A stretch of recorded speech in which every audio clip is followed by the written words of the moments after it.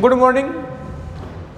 आज हम नया टॉपिक अक्षांश और देशांतर पढ़ेंगे। कौन सा टॉपिक पढ़ेंगे? अक्षांश और देशांतर। बिल्कुल नया टॉपिक है, अक्षांश एवं देशांतर। तो इस टॉपिक से अधिकांश क्वेश्चन आने की संभावना रहती है। अक्षांश और देशांतर, जब भी आप किसी देश के बारे में पढ़ोगे, भारत पढ़ोगे, राजस्थान पढ़ोगे, तो अक्षांश और देशांतर ऐसे टॉपिक हैं, इनको पढ़े बगैर आप लोग भारत की स्थिति, राजस्थान की स्थिति के बारे में, अक्षांश और देशांतर विस्तार के बारे में, किस स्थान पर गर्मी पड़ रही है, कौन सा देशांतर भारत से गुजरता है, किस देशांतर से आपका भारत का, जैसे 82.5 देशांतर भारत की प्रमाणिक समय रेखा है। आपको एक चीज देखो, एक शब्द होता है खगोलीय स्थिति। कौन सी स्थिति? खगोलीय स्थिति। खगोलीय स्थिति ज्ञात करने के लिए हमें दो चीजों की आवश्यकता होती है, अक्षांशीय स्थिति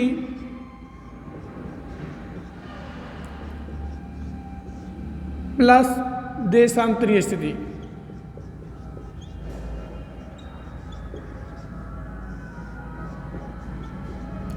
ये दो चीजें, अगर आपको किसी स्थान की खगोलीय स्थिति ज्ञात करनी है तो आपको इन दो चीज़ों के बारे में, अक्षांशीय स्थिति और देशांतरीय स्थिति के बारे में जानकारी होनी चाहिए कि भाई कोई भी पॉइंट है, कोई भी शहर है,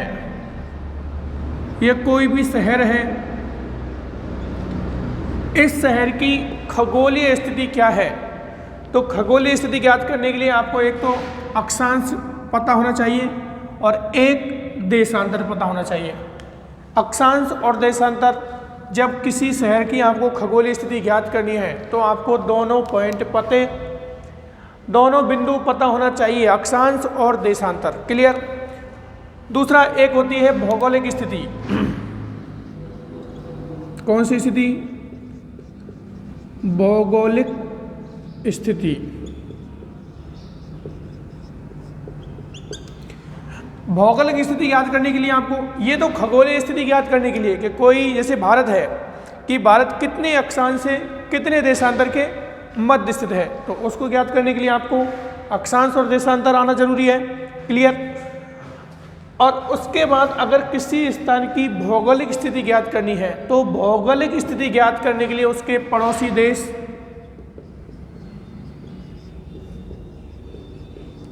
पड़ोसी देश कौन कौन से हैं। दूसरा, उसके आसपास उच्चावच कौन कौन से हैं, जैसे उसके आसपास पर्वत, पठार, ये चीजें, उसका पड़ोसी देश, उच्चावच, पर्वत, पठार, जलराशि, पास में कोई जलराशि है, जैसे कोई समुद्र हो, कोई खाड़ी हो, ये चीज़ें। अगर ये सारी चीज़ें आपको ज्ञात करनी है, जैसे किसी की भौगोलिक स्थिति ज्ञात करनी है, मैंने कहा कि भारत की भौगोलिक स्थिति के बारे में बताइए, तो भारत के दक्षिण में हिंद महासागर है, भारत के पूर्व में बंगाल की खाड़ी है, भारत के पश्चिम में अरब सागर है, भारत के उत्तर में हिमालय पर्वत है। तो ये भारत की भौगोलिक स्थिति हुई। लेकिन मैं पूछूंगी भारत की खगोलीय स्थिति बताइए, कौन सी स्थिति? खगोलीय। तो खगोलीय स्थिति बताने के लिए आपको बताना पड़ेगा कि वही भारत 8 डिग्री 4 मिनट उत्तरी अक्षांश से लेकर 37 डिग्री 6 मिनट उत्तरी अक्षांश तक स्थित है। ये सारी चीज़ें आपको किससे पता चलेंगी? जब आपको अक्षांश और देशांतर बिल्कुल अच्छे से आते हों। तो वापस रिपीट कर रहा हूँ मैं आज कि अक्षांश और देशांतर, ये चीज़ नोट डाउन कर लिया? ठीक है।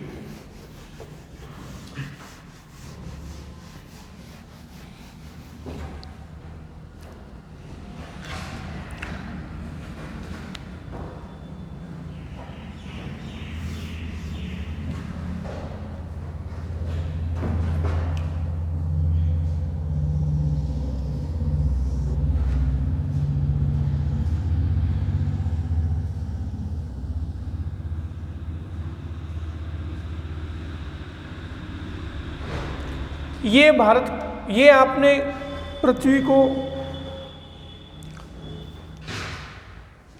अक्षांश और देशांतर के संदर्भ में आप एक चीज देखिए कि अगर पृथ्वी के इस भाग से बीचों बीच में होकर एक रेखा जाती है, इसे 0 डिग्री अक्षांश कहते हैं। क्या कहते हैं? 0 डिग्री अक्षांश रेखा कहा जाता है। पृथ्वी के बीचों बीच से एक रेखा जाती है जिसे 0 डिग्री अक्षांश रेखा कहा जाता है। 0 डिग्री अक्षांश रेखा, आप ये कहोगे सर कि 0 डिग्री अक्षांश रेखा यहां क्यों मानी गई है, इसको यहां क्यों नहीं माना? आप कह सकते हो, आपका क्वेश्चन हो सकता है इसको यहां क्यों नहीं माना गया, 0 डिग्री अक्षांश रेखा को इसको यहां क्यों नहीं माना, यहां क्यों नहीं माना, यहीं क्यों माना है? तो आपको एक चीज मैं बता दूं कि जो 0 डिग्री अक्षांश रेखा है उसका जो निर्धारण हुआ है, ये बीचों बीच में है पृथ्वी के, इसका निर्धारण जो हुआ है 0 डिग्री अक्षांश रेखा का निर्धारण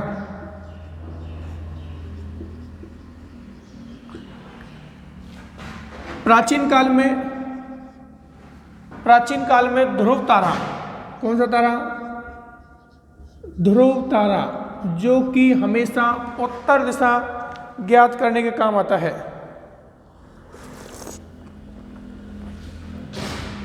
कौन सी दिशा? उत्तर दिशा।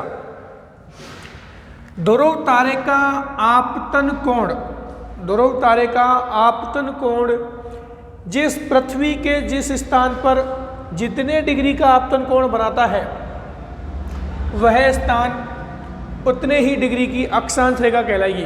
मैंने क्या कहा कि ये ध्रुव तारा है, इस ध्रुव तारे का आपतन कोण इस स्थान पर आकर 0 हो जाता है। ध्रुव तारे का आपतन कोण इस स्थान पर आकर क्या हो जाता है? 0। तो इसलिए पृथ्वी के बीचों बीच भाग को 0 डिग्री अक्षांश रेखा माना गया है। क्लियर? क्योंकि यहाँ जो ध्रुव तारे का आपतन कोण है वो कितना है? 0। जैसे जैसे ये ऊपर बढ़ेंगे 1 2 3 4 5, इसका कोण का मान भी बढ़ता जाता है और ये यहाँ पर जाकर जो आपका है 90 डिग्री का कोण बनाता है। कितने डिग्री का? 90 डिग्री का। क्लियर? कितने डिग्री कोण बनाएगा? 90 डिग्री का। आप देखो 0 से 1 2 3 4 5 ऐसे बढ़ते हुए आपके 90 डिग्री का कोण बनाएगा। ये आपतन कोण है किसका? ध्रुव तारे का। ये हमने निर्धारित नहीं की है कि 0 डिग्री ही है। ये ध्रुव तारे का जो आपतन कोण इस स्थान पर जितना बनता है 0 डिग्री बन रहा है। अब आप कहोगे सर यही 0 डिग्री क्यों बना? आपका क्वेश्चन हो सकता है, हो सकता नहीं हो सकता? हो सकता है कि भाई यही 0 डिग्री क्यों बना, ये यहाँ क्यों नहीं बना? तो आपको पता है कि पृथ्वी ध्रुवों पर से कैसी है? दबी हुई है, जबकि विषुवत रेखा के पास उभार लिए हुए हैं। इसलिए 0 डिग्री का आपतन कोण यहाँ बनता है और इसे 0 डिग्री अक्षांश रेखा पृथ्वी का बीचों बीच से गुजरती है, इसलिए भूमध्य रेखा, और एक नाम और है इसका विषुवत रेखा। कितनी रेखा?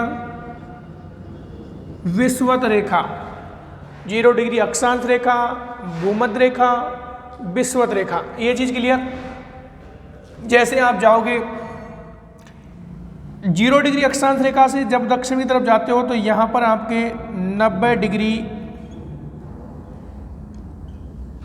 यहां भी 90 डिग्री का कोण बनेगा। आप देखो 90 डिग्री और 90 डिग्री, ये नॉर्थ है और ये साउथ है। 0 डिग्री अक्षांश रेखा के द्वारा, 0 डिग्री अक्षांश रेखा के द्वारा, 0 डिग्री अक्षांश रेखा के द्वारा पृथ्वी को 2 गोलार्धों में बांट दिया जाता है। कितने गोलार्धों में? 2 गोलार्धों में बांटेंगे। कितने गोलार्धों में? 2 गोलार्धों में। आपको ज्ञात होना चाहिए कि 0 डिग्री से, आपको ये मालूम होना चाहिए कि 0 डिग्री से उत्तर की तरफ इस 0 डिग्री से आप उत्तर की तरफ जाओगे, ये वाला हिस्सा ये कहलाएगा आपका उत्तरी गोलार्ध। क्या कहलाएगा? उत्तरी गोलार्ध कहलाएगा। वापस रिपीट कर रहा हूं मैं, 0 डिग्री से उत्तर की तरफ जो हिस्सा है वो उत्तरी गोलार्ध कहलाएगा, लेकिन 0 डिग्री से दक्षिण की तरफ जो हिस्सा है वो क्या कहलाएगा? दक्षिणी गोलार्ध कहलाएगा। दक्षिणी गोलार्ध। इसका मतलब ये हुआ कि 0 डिग्री अक्षांश रेखा पूरी पृथ्वी को कितने भागों में बांट रही है? 2 भागों में बांट रही है।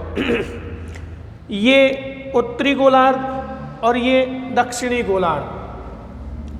ये जब चीज़ आपको याद हो गई तो आप ऐसे देखो, इस रेखा से उत्तर में जितने भी महाद्वीप हैं वो उत्तरी गोलार्ध के महाद्वीप हैं, इस रेखा से दक्षिण में जितने महाद्वीप हैं वो दक्षिणी गोलार्ध के महाद्वीप हैं।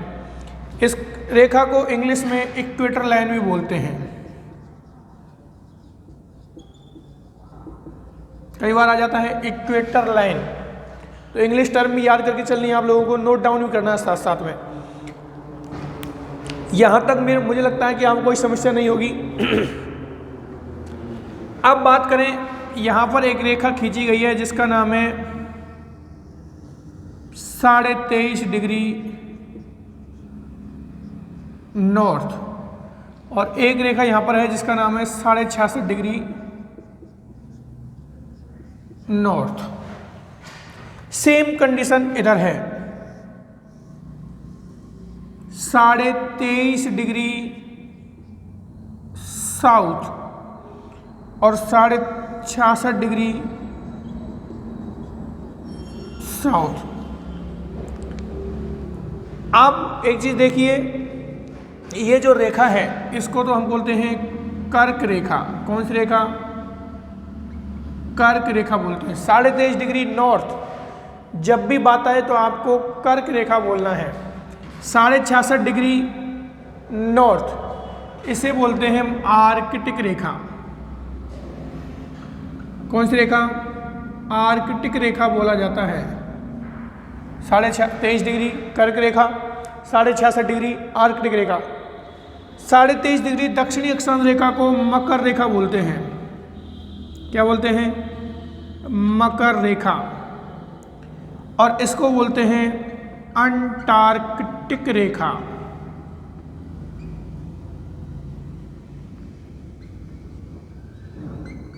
थोड़ा सा डिफरेंस है, ये आर्कटिक रेखा है क्योंकि आर्कटिक महासागर यहाँ है, अंटार्कटिक महाद्वीप यहाँ है, तो ये आर्कटिक रेखा है, जबकि ये क्या है? अंटार्कटिक रेखा। आपके 0 से 90, 90 और 0 से 90 दोनों तरफ, ये आपके टोटल अगर बात करें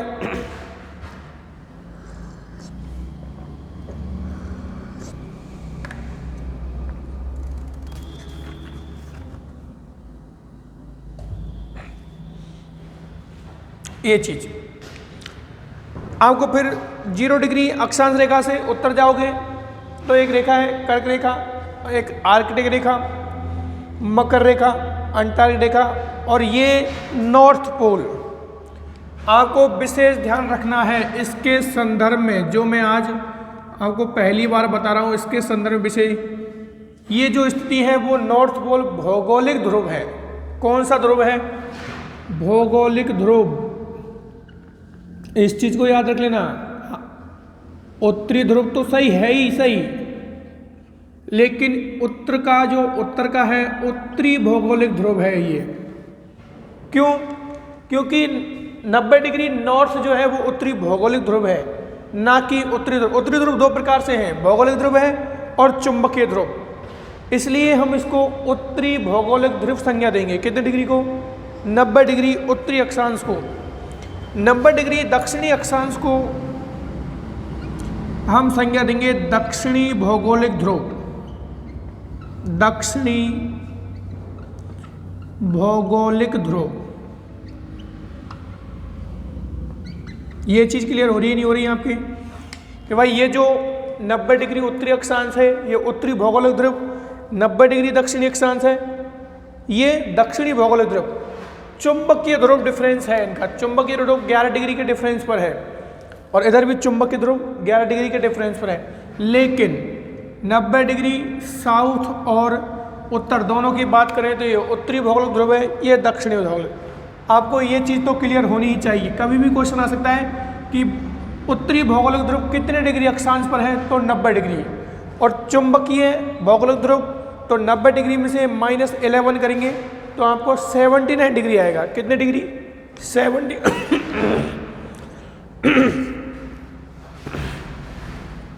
कितने डिग्री? 79 डिग्री। क्लियर। अब एक चीज आती है, कई बार क्वेश्चन आता है कि दो अक्षांशों के बीच का क्षेत्र क्या कहलाता है। जैसे ये कोई अक्षांश है, ये कोई अक्षांश है 0 डिग्री, ये अक्षांश है 1 डिग्री, इन दोनों के बीच का क्षेत्र क्या कहलाएगा? तो आपको बता दूं कि इन दोनों के बीच का क्षेत्र कटिबंध कहलाता है। क्या कहलाएगा? कटिबंध। कटिबंध होता क्या होगा? क्या दो अक्षांशों के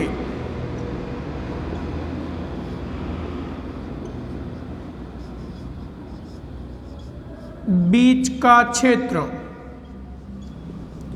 दो अक्षांशों के बीच का क्षेत्र कटिबंध कहलाता है।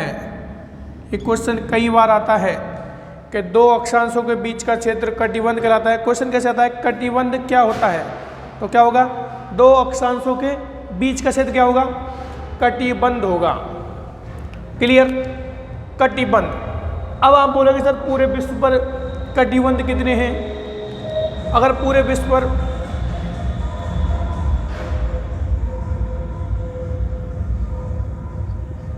ये उष्ण कटिबंध, कटिबंध शब्द जुड़ते ही आपको समझना है कि अक्षांशों के बीच की बात हो रही है। ये भी उष्ण कटिबंध है। ये शीतोष्ण कटिबंध है। कौन सा कटिबंध है? शीतोष्ण कटिबंध। ये भी शीतोष्ण कटिबंध है।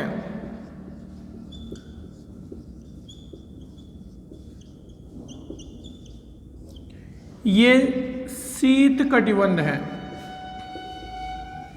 कौन सा कटिबंध है? शीत कटिबंध। और ये भी शीत कटिबंध है। आप फिर देख लो कटिबंधों का निर्धारण, कटिबंधों का निर्धारण जो है, कटिबंधों का निर्धारण अक्षांशों से होता है। किससे होगा? अक्षांशों द्वारा। ये चीज़ बहुत इंपॉर्टेंट है। आपको देखा कटिबंधों का निर्धारण होता है या कटिबंध निर्धारण होता है किससे? अक्षांशों के द्वारा। देशांतरों के द्वारा कटिबंधों का निर्धारण बिल्कुल भी नहीं होता। एक चीज समझ में आ रही है आपके?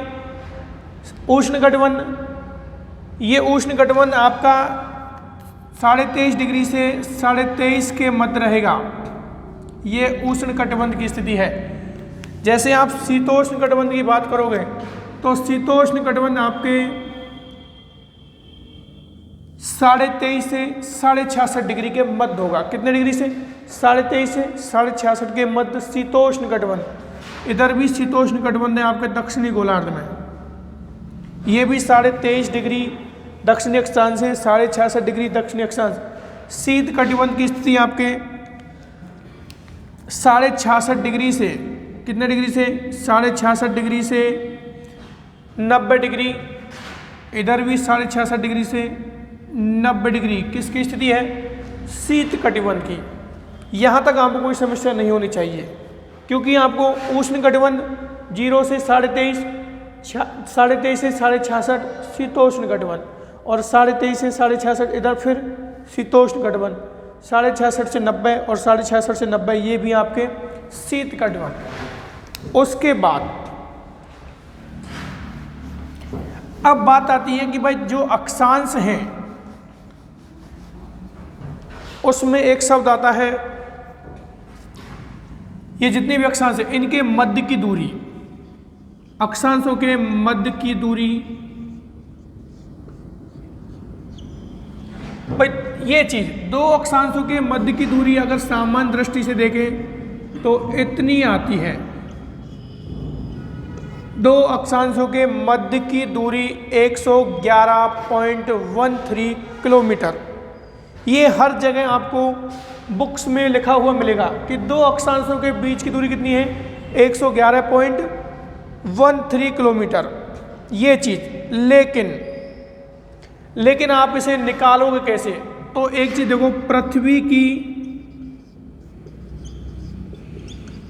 ध्रुवीय परिधि,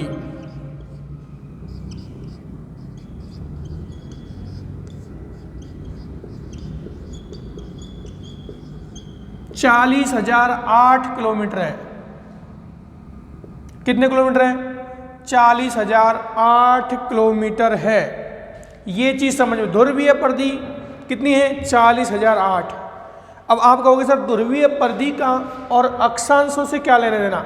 बिल्कुल है, ये 40,008 ध्रुवीय परिधि है। अगर इसको 2 से डिवाइड करें तो कितना आएगा? कितना आएगा बोलो? 20,004 आएगा, नहीं आएगा? 20,004।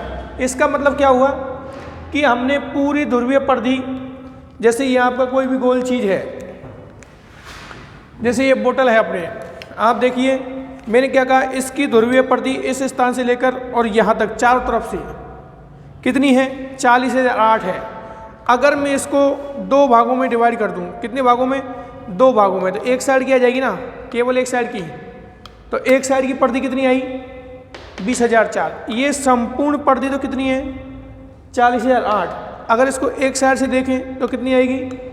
20,004। लेकिन हमें क्या चाहिए? एक ही गोलार्ध की चाहिए। तो 20,004 का भी क्या करना है? आधा करना है।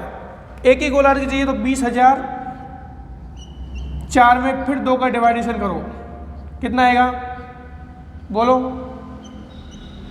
इतना आएगा, 10,002। कितना आएगा?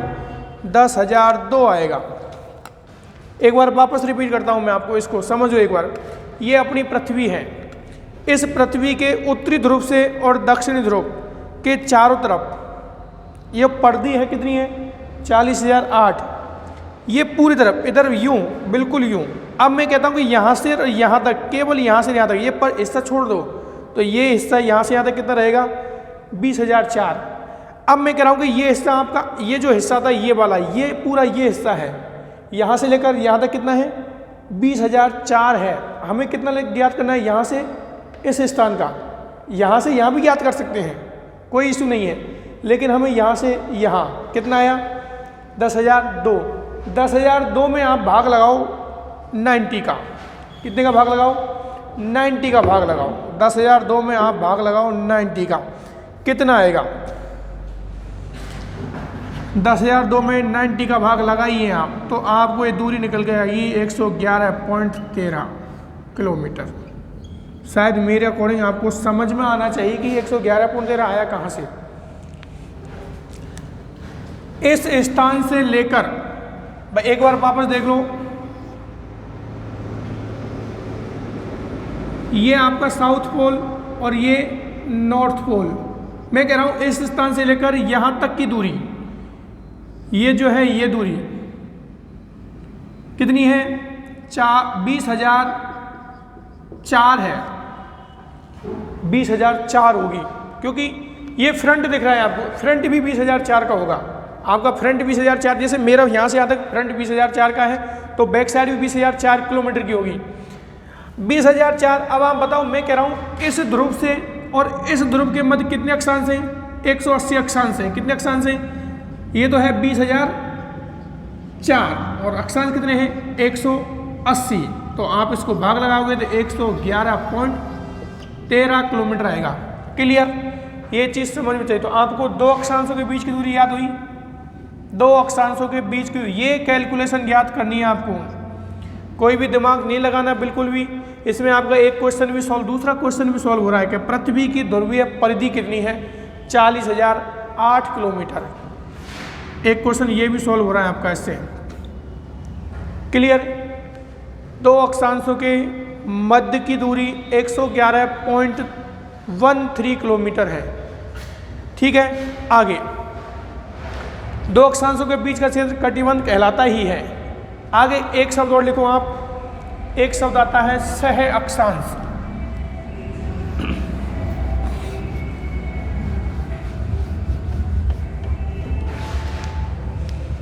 एक शब्द है सह अक्षांश। देखो आपको किताबों में केवल अक्षांश की 3-4 चीज़ें मिलती हैं। दो अक्षांशों के बीच की दूरी, टोटल अक्षांश कितने हैं, अक्षांश रेखाएं कितनी हैं, ये सारी चीज़ें। सह अक्षांश क्या होता है? सह का मतलब होता है साथी। सह का मतलब साथी, जैसे अपना सहपाठी। मैंने कहा कि 30 डिग्री का सह अक्षांश क्या होगा? 30 डिग्री का सह अक्षांश क्या होगा? जब भी आप सह अक्षांश ज्ञात करोगे तो उसको 90 डिग्री से कैलकुलेट करोगे। कितने डिग्री से? 90 डिग्री से। कोई भी अक्षांश है, मैंने क्या कहा कि 90 डिग्री है। सह अक्षांश से पूछ रहा 30 का, 30 90 डिग्री में से आप 30 माइनस करो, कितना आया? 60 आया। इसका मतलब हुआ कि 30 डिग्री का सह अक्षांश 60 डिग्री होगा।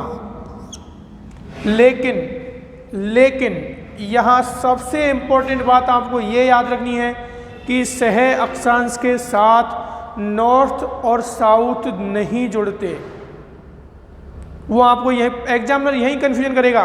वो क्वेश्चन देगा 30 डिग्री का सह अक्षांश है, पहला ऑप्शन देगा 60 डिग्री उत्तरी अक्षांश, 60 डिग्री दक्षिणी अक्षांश, 60 डिग्री दक्षिणी और उत्तरी अक्षांश, और केवल 60 डिग्री देगा। तो आपको केवल 60 डिग्री पर आंसर क्लिक करना है। आप ये क्या है? इसका सह अक्षांश है। सह अक्षांश का मतलब है साथी अक्षांश। केवल 90 डिग्री से आपको कैलकुलेट करना है, आपको ज़्यादा दिमाग लगाने की ज़रूरत नहीं है। 90 डिग्री से कैलकुलेट करो कि 90 डिग्री है तो सह अक्षांश कौन सा होगा। ठीक है, मिटा दूँ इसे। आगे देखो, अब मैं आपको समझाने जा रहा हूं सूर्य के संदर्भ में अक्षांशों का प्रभाव। सूर्य के संदर्भ में अक्षांशों का प्रभाव मैं इस स्थान पर बना देता हूं सूर्य। ये आपको मैंने सूर्य की स्थिति बना दी है। बहुत इंपॉर्टेंट चीज़ है, आपको किताबों में पढ़ने को तो मिल जाएगी लेकिन समझ में नहीं आती है।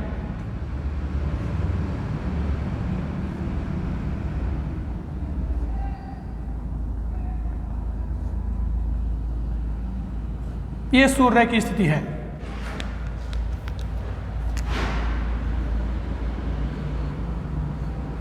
ये लो साहब, आप एक चीज देखो कि पृथ्वी का ये जो हिस्सा है 23.5 डिग्री और 23.5 डिग्री, इसी पर मैंने केवल और केवल उष्ण कटिबंध लिखा है।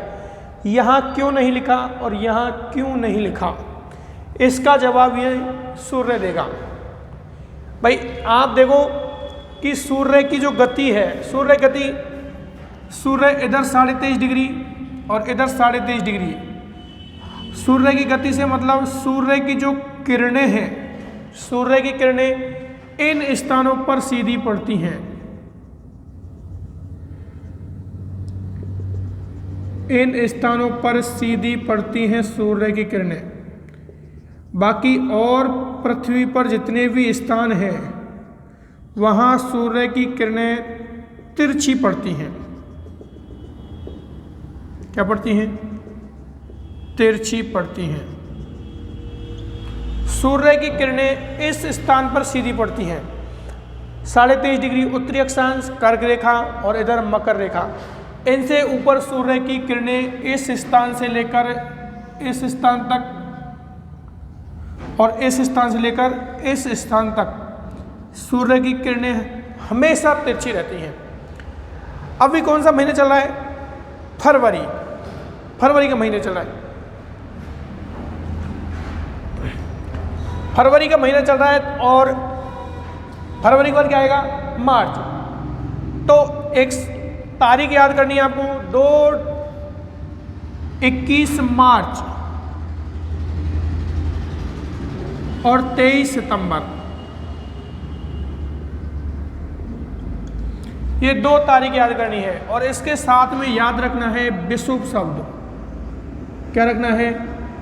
विषुव शब्द याद रखना है। 21 मार्च और 23 सितंबर, और इनके याद रखना है विषुव। परिभाषा क्या है? जब सूर्य की किरणें, जब सूर्य की, नोट काउंट कर सकते हो, जब सूर्य की किरणें विषुवत रेखा पर सीधी चमकती हैं, जब सूर्य की किरणें विषुवत रेखा पर सीधी चमकती हैं, उस स्थिति को विषुव कहते हैं। और ऐसी स्थिति साल में 2 बार बनती है। कितनी बार बनती है? 2 बार। ये तारीख याद रखनी है आपको, 21 मार्च और 23 सितंबर। कौन सी? 21 मार्च और 23 सितंबर। आप मुझे बताओ, मार्च के महीने में फसलें कटती है ना? फसलें कटती हैं। जब फसलें कटती हैं तो ऐसा बताते हैं किसान खुश होता है, बसंत। तो ये 21 मार्च को जो विषुव होता है उसे वसंत विषुव कहते हैं। कौन सा विषुव है ये? बसंत विषुव। 21 मार्च को, फिर कह रहा हूं मैं, 21 मार्च को वो क्वेश्चन देगा बसंत विषुव किस तारीख को आता है? 21 मार्च, 23 सितंबर, 22 दिसंबर, 21 जून, चारों डेट देखा तो बसंत विषुव कब आएगा? 21 मार्च को। ठीक है। दूसरा है आपका 23 सितंबर। 23 सितंबर को क्या आता है? सर्दी स्टार्ट होती है। सर्दी स्टार्ट होने से पहले एक ऋतु आती है, शिशिर। शिशिर ऋतु होती है, तो ये शिशिर विषुव कहलाएगा। क्या कहलाएगा? शिशिर विषुव। ये 2 चीज याद रखनी है आपको कि 21 मार्च और 23 सितंबर को सूर्य विषुवत रेखा पर सीधा चमकता है, इस वजह से विषुव की स्थिति बनती है।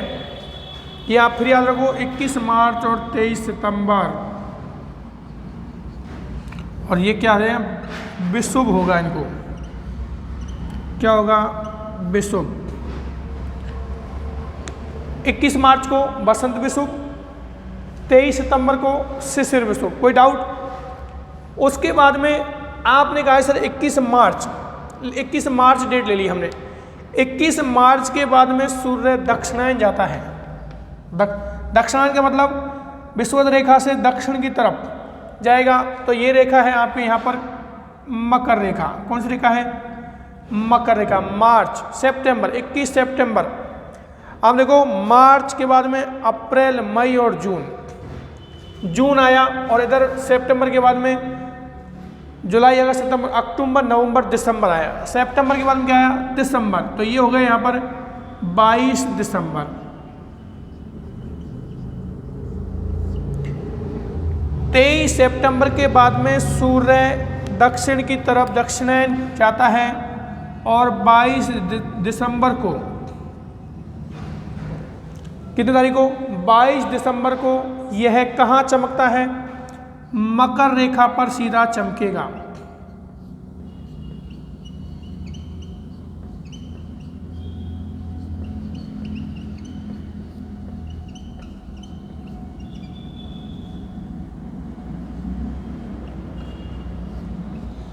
बाईस दिसंबर को आपको मैं बता दूं, 22 दिसंबर को जब ये सूर्य मकर रेखा पर सीधा चमकता है तो इस स्थिति को मकर संक्रांति बोलते हैं। अब मुझे पता है आपके दिमाग में एक क्वेश्चन बहुत जल्दी आ रहा होगा, और आना भी चाहिए, कि सर मकर संक्रांति तो 14 जनवरी को मनाई जाती है। आ रहा है ना? 14 जनवरी मकर संक्रांति मनाते आ रहे हैं और मनाती जाएंगे। लेकिन मैं बात कर रहा हूँ मकर संक्रांति 22 दिसंबर सूर्य की स्थिति के अनुसार। जो आप मकर संक्रांति मनाते हो वो नक्षत्रों के अनुसार मनाते हो। सूर्य का मकर राशि में प्रवेश कर जाना वो अलग सिस्टम है, वो 14 जनवरी को जो मनाते हो। लेकिन ये आपको क्वेश्चन आ जाए कि मकर संक्रांति किस दिन, तो 22 दिसंबर को मकर संक्रांति। आपका मकर संक्रांति जब सूर्य मकर रेखा पर सीधा चमकेगा उस स्थिति को मकर संक्रांति बोलते हैं। मकर के साथ में संक्रांति जुड़ा है। अगर केवल संक्रांति की परिभाषा लें कि संक्रांति क्या है, तो जब सूर्य कर्क रेखा पर और मकर रेखा पर, कर्क रेखा पर और मकर रेखा पर जब सूर्य सीधा चमकता है उस स्थिति को संक्रांति कहा जाता है। 22 दिसंबर को सूर्य कहाँ आएगा? मकर रेखा पर। कौन सी हो गई? मकर संक्रांति। सूर्य की स्थिति सितंबर के बाद में आई, उसके बाद में वापस लौटा तो क्या आ गया? दिसंबर के बाद में जनवरी, फरवरी, मार्च आ गया। मार्च के बाद में अप्रैल, मई और जून। 21 जून, कितनी तारीख? 21 जून को, ये फिर याद रखनी है आपको 21 जून डेट। 21 जून को सूर्य कर्क रेखा पर सीधा चमकता है। किस रेखा पर? कर्क रेखा पर सीधा चमकता है। और 21 जून को कर्क संक्रांति होती है। आधी बात समझ में? 22 दिसंबर मकर रेखा पर सीधा चमकेगा, मकर संक्रांति। 21 जून को सूर्य कर्क रेखा पर सीधा चमकता है, कर्क संक्रांति होती है।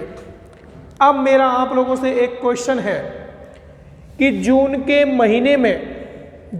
महीने में दक्षिणी गोलार्ध में दिन बड़े होते हैं या दिन छोटे होते हैं? जून के महीने में,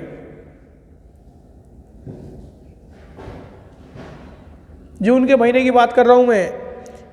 जून का महीना अपने यहाँ गर्मी का महीना होता है, लेकिन दक्षिणी गोलार्ध में जून का महीना सर्दी का महीना है।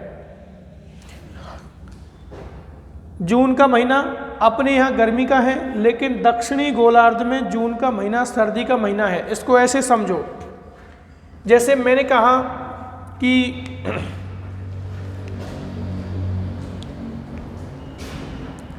21 जून, कितना? 21 जून एक डेट दे रखी है आपको। इस 21 जून के बारे में बात करें, 21 जून, तो पहला तो शब्द आपको याद रखना है इसके साथ में उत्तरी गोलार्ध। कौन सा शब्द?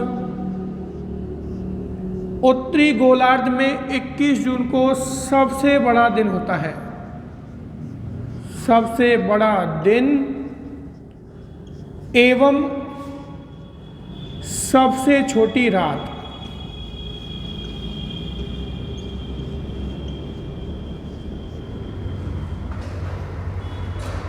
इक्कीस जून को उत्तरी गोलार्ध में सबसे बड़ा दिन एवं सबसे छोटी रात होती है। कितनी तारीख को? 21 जून को। आप देखो, जब उत्तरी गोलार्ध में ऐसा हो रहा है तो इसके साथ दक्षिणी गोलार्ध में, कौन से गोलार्ध में? दक्षिणी गोलार्ध में क्या स्थिति होगी? इसका जस्ट उल्टा होगा। सबसे बड़ी रात,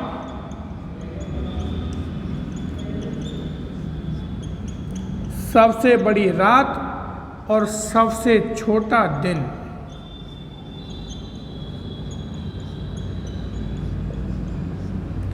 ये स्थिति होगी आपको 21 जून को। इसके बाद उसके बाद आपके शब्द आएगा 22 दिसंबर। क्या? 22 दिसंबर। 22 दिसंबर की बात करोगे आप तो 22 दिसंबर को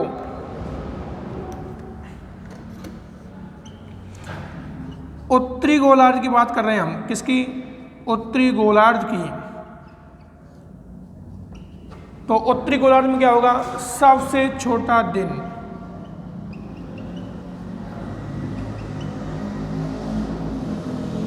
क्या हो गया? सबसे छोटा दिन। क्लियर? उत्तरी गोलार्ध में 22 दिसंबर को सबसे छोटा दिन होगा। उत्तरी गोलार्ध में, फिर रिपीट कर रहा हूं मैं, उत्तरी गोलार्ध में। और सबसे बड़ी रात होगी। उत्तरी गोलार्ध में। जबकि दक्षिणी गोलार्ध में, कौन से गोलार्ध में? दक्षिणी गोलार्ध में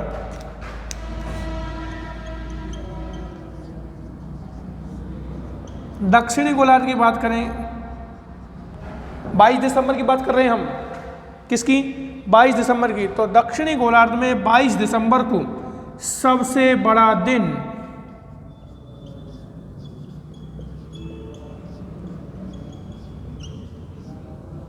22 दिसंबर को दक्षिण गोलार्ध सबसे बड़ा दिन एवं सबसे छोटी रात होती है। ये चीज समझ में आ रही है आपके?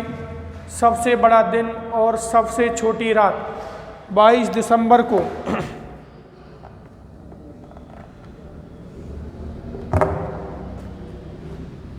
यहां तक कोई दिक्कत? मेरे अकॉर्डिंग यहां तक कोई दिक्कत नहीं होनी चाहिए आपको, ठीक है? आगे देखिए,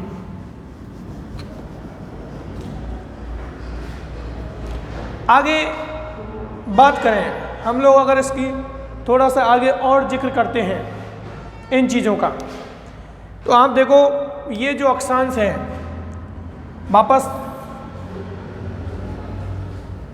मैं इन अक्षांशों को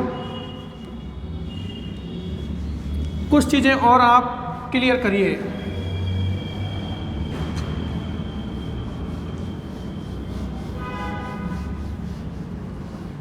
कुछ चीज़ें हैं जो आपको आवश्यक क्लियर, आप शब्द पढ़ते हो निम्न अक्षांश, उच्च अक्षांश और मध्य अक्षांश। तो ये जो रेखा है आपके बीचों बीच में जो आपने खींची है 0 डिग्री रेखा,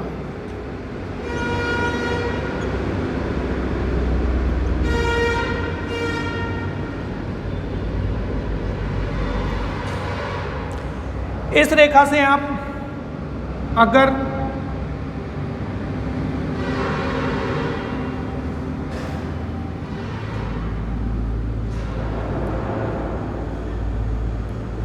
(45 डिग्री नॉर्थ की तरफ जाते हो, इस रेखा से 45 डिग्री नॉर्थ और 45 डिग्री और जाओगे आप ऊपर, तो क्या हो जाएगा आपका 90 डिग्री नॉर्थ।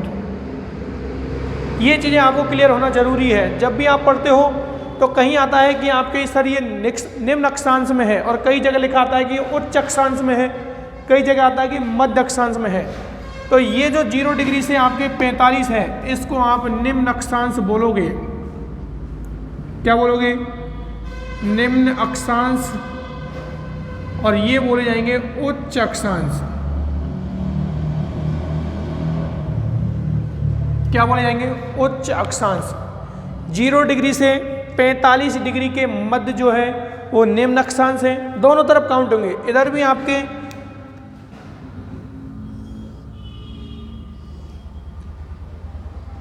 ये 45 डिग्री, ये भी क्या है? निम्न अक्षांश है।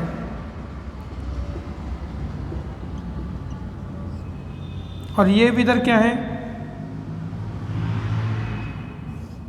उच्च अक्षांश।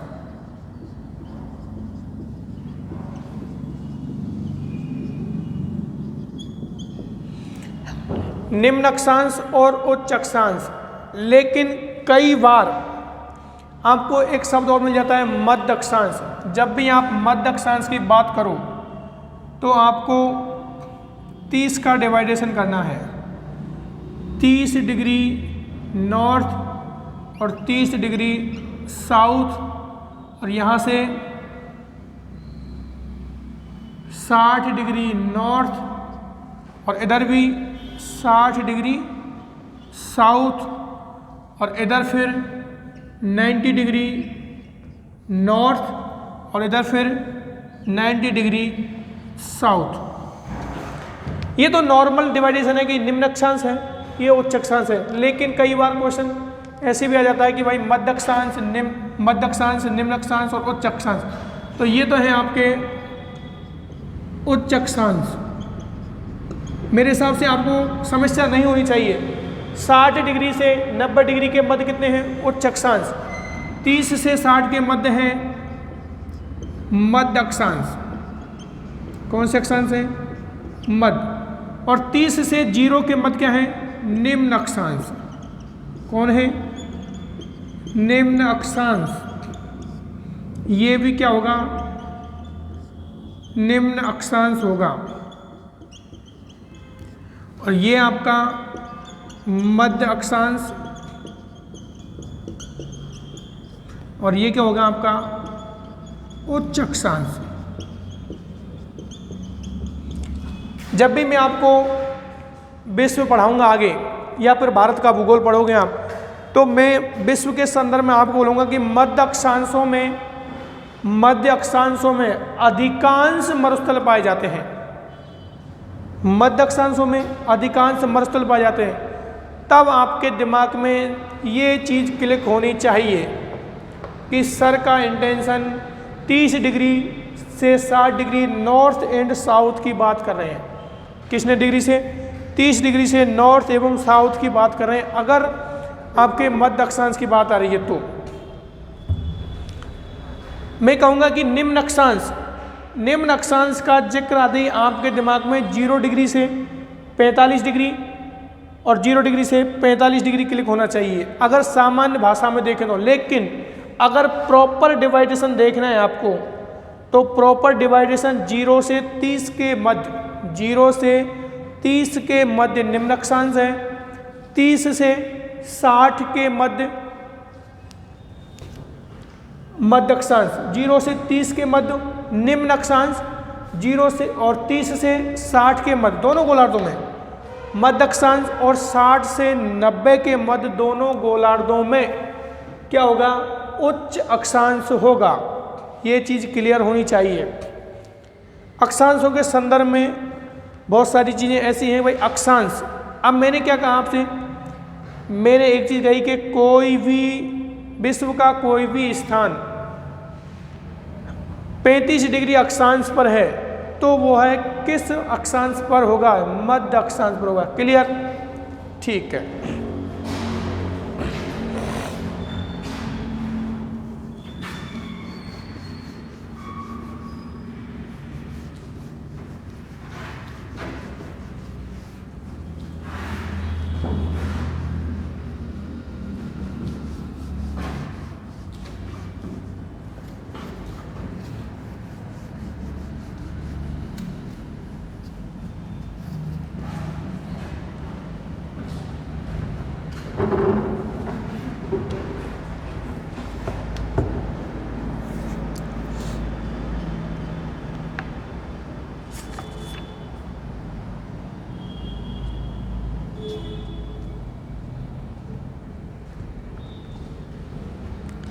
अब एक दो शब्द और आते हैं आपके, बृहद व्रत और बृहद।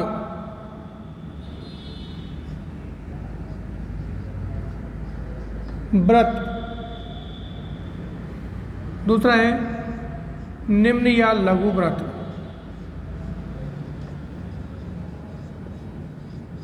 ये चीज और समझो आप पहले। बृहद का मतलब हम जानते हो बड़ा। जितनी भी ये रेखाएं हैं, अक्षांश रेखाएं, 0 डिग्री, 1, 2, 3, 23.5, जितनी भी रेखाएं हैं, इनमें सबसे बड़ी जो रेखा है वो है आपके विषुवत रेखा। कौन सी रेखा? विषुवत रेखा है। विषुवत रेखा सभी अक्षांश रेखाओं में सबसे बड़ी रेखा है, और इस विषुवत रेखा को पृथ्वी के चारों तरफ खींचा जाएगा, पूरी चारों तरफ, तो वो कहलाएगा बृहद व्रत।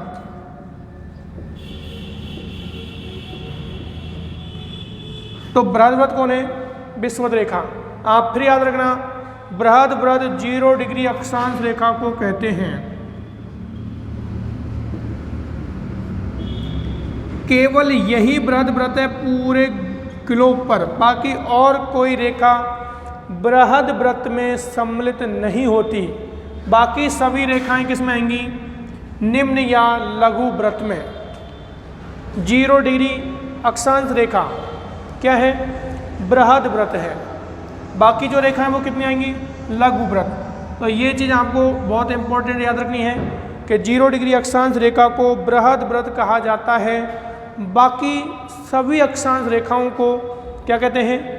लघु वृत्त। क्यों कहते हैं? ये सबसे बड़ी है, ये रेखा सबसे बड़ी है विषुवत रेखा। इस रेखा से उत्तर की तरफ जाओगे और इस रेखा से दक्षिण की तरफ जाओगे तो जो अक्षांश रेखाओं की लंबाई है, लंबाई वो कम होती जाती है। अक्षांश रेखाओं की लंबाई कम होती जाती है और ध्रुवों पर जाकर, कहाँ पर जाकर? ध्रुवों पर ये लंबाई शून्य हो जाती है। कितनी हो जाती है? शून्य। इसका मतलब क्या है? उत्तरी ध्रुव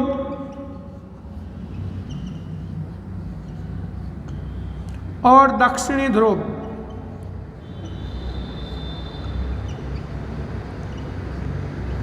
उत्तरी ध्रुव और दक्षिणी ध्रुव 90 डिग्री नॉर्थ अक्षांश और 90 डिग्री साउथ अक्षांश, ये दोनों अक्षांश ऐसे हैं। कौन से? 90 डिग्री नॉर्थ और 90 डिग्री साउथ अक्षांश दोनों ऐसे हैं जो रेखा के रूप में ना होकर, रेखा के रूप में ना होकर बिंदु के रूप में है। किसके रूप में है? बिंदु के रूप में। इससे आपको एक चीज समझ में और आ रही होगी। मैं क्या कह रहा हूं, ये विषुवत रेखा है, इससे ऊपर ये आपके 90 डिग्री है और इधर भी 90 डिग्री, तो समानांतर रेखाएं। एक शब्द और निकल के आया है फिर आपके, समानांतर अक्षांश रेखाएं। क्या शब्द निकल के आया है? समानांतर अक्षांश रेखाएं, पैरेलल, समानांतर अक्षांश रेखाएं।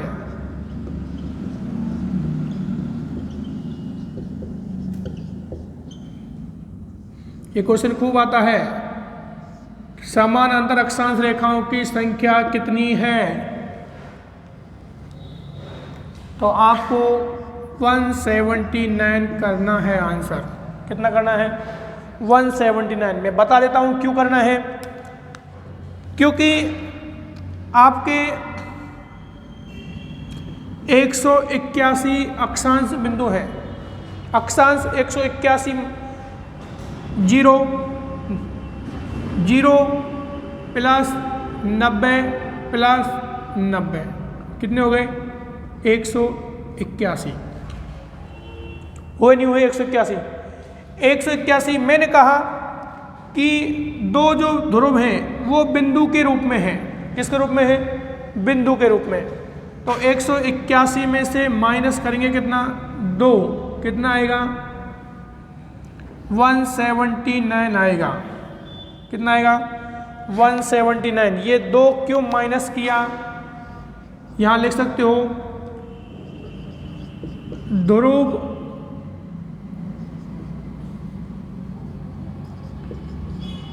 रेखा के रूप में नहीं है, बिंदु के रूप में है। इसलिए क्या हुआ? आपसे आ जाए समानांतर अक्षांश रेखाएं। जैसे ये आपका एक रेखा है 0 डिग्री, इससे ऊपर 1, फिर 2, फिर 3, फिर 4, चलते जाओ। लेकिन 90 डिग्री ऐसे नहीं है, 90 डिग्री केवल पॉइंट है। तो 181 में से आप 2 माइनस करोगे 179 आएगा। क्लियर? ये चीज़ आपके समझ में आनी चाहिए। अगर आपको अक्षांश रेखाएं समझ में आ रही हैं तो ही हम देशांतर रेखाओं की तरफ आगे बढ़ेंगे। अगर आपको अक्षांश रेखाएं समझ में नहीं आ रही तो फिर बता रहा हूँ मैं आपको, जब भी आप विश्व पढ़ोगे, विश्व के महाद्वीप पढ़ोगे, तो महाद्वीपों के लिए मैं शब्द यूज करूँगा कि यह महाद्वीप पश्चिमी गोलार्ध में है, यह महाद्वीप उत्तरी गोलार्ध में है, यह महाद्वीप, इस महाद्वीप से विषुवत रेखा गुजरती है, इस महाद्वीप से अक्षांश रेखा 0 डिग्री अक्षांश रेखा गुजरती है, इस महाद्वीप से कर्क रेखा गुजरती है। तो आपके दिमाग में फिर यही कन्फ्यूजन रहेगा कि भाई अक्षांश, कर्क, मकर, ये रेखाएं कहाँ से आई। ठीक है, तो नेक्स्ट क्लास कल आपके अक्षांश कंप्लीट हो जाएंगे और देशांतर स्टार्ट हो जाएंगे। ठीक है, थैंक यू।